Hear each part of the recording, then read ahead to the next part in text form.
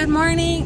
It's Wednesday, January 13th, and this morning I happened to wake up really early, so I was reading this book that is just really great. It's a story about a girl who, her name is Much Afraid, and it goes through this journey through sorrow and suffering, and she's trying to get to the heights, and it's kind of like this allegory, and the Jesus in it is called the shepherd, and there are sentences in there that say, so the shepherd was going to come get her and knock at the door, and she was supposed to go with him, and so the shepherd knocked, and there were all these other people, her relatives there, that represent like fear and pride and all of these things, and so she didn't go.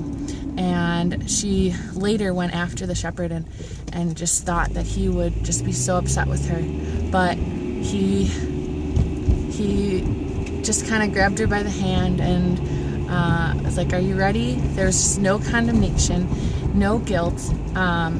She thought she disappointed him at another time because she was afraid, but instead he had compassion on her, and she was afraid to go through some suffering, and he kind of smiled at her and he said, "I know you even better than you know yourself, and this is the way to go." And I just love looking at Jesus as our guide and our shepherd, and I love that I so often picture kind of a critical God, or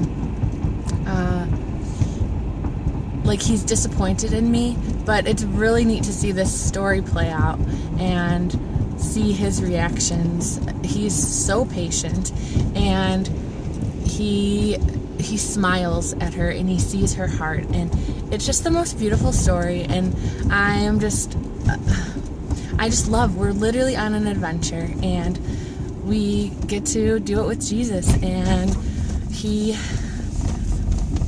not what we think he is. He's so much better, and I'm just really excited to, in this upcoming week and year and the rest of my life, get to know these pieces of him that are just so beautiful.